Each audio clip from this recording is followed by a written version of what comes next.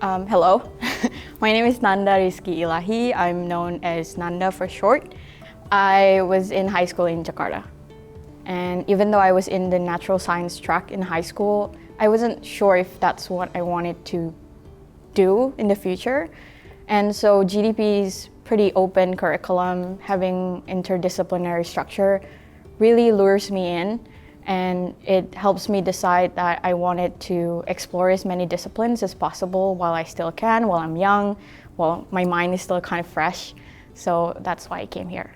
And I mainly focus on anthropology, political science, as well as, I guess, economics, because all of these three coincides with my interests being, a lot of sociocultural problems. I wanted to be able to solve them somehow in the future or work in a nonprofit organizations or even international organizations.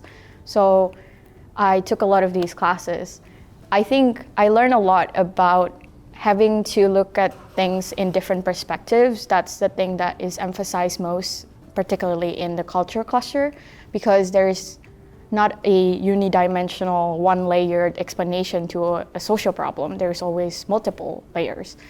And how we answer it, how we analyze it, the difference in the way we think of a problem is really depend on our identity, and intersectionality comes into play, which Professor Chung always say in class. You have to pay attention to your race, ethnicity, gender, even economic status. And I think that is a valuable lesson that is emphasized very often in all of the GDP classes, I think.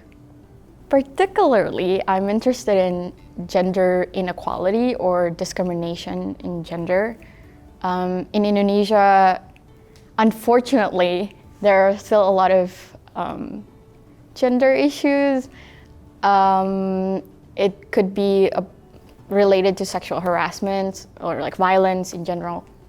Or it could also be like the wage gap between women and men in Indonesia. And these are the things that I've always been interested in as a woman, as a Muslim woman. I never thought of it that way, living in Indonesia, being, a part of the majority. But coming out of Indonesia, going out of my comfort zone, I realized that that is an issue. Even though we're not as oppressed as the media have advertised, but there are a lot of issues still in regard to being a woman in Indonesia, be it we don't get the same opportunities for employment, or even you don't get the rights to say anything at home and you are stuck in the kitchen or taking care of your children. And that's not the future that I imagine I want to have in Indonesia, or I want any other woman to have in Indonesia. So yeah, that's what I'm interested in. Right now, I'm focusing on looking for a job in Indonesia, in Jakarta specifically. I want to go to graduate school in the future, maybe in 3-something years. But in the field that I want to explore, which is mainly public policy, I need some type of work experiences. And so I'm looking to gain that first, those professional experience first, before really delving in the more educational world again. I like to travel a lot. My hobby is to travel and to go to concerts. I'm an avid K-pop fan, but before the pandemic, I could do a lot of going to concerts and a lot of traveling. And it's really safe, I think, relatively safe in Japan, especially, if you're a woman. Sometimes it can be scary traveling alone, but I've always been fine. Nothing ever happened to me, thankfully. Going to the BTS concert, and I lined up to buy their merchandise from 10 p.m. with a lot of girls my age, younger or even older,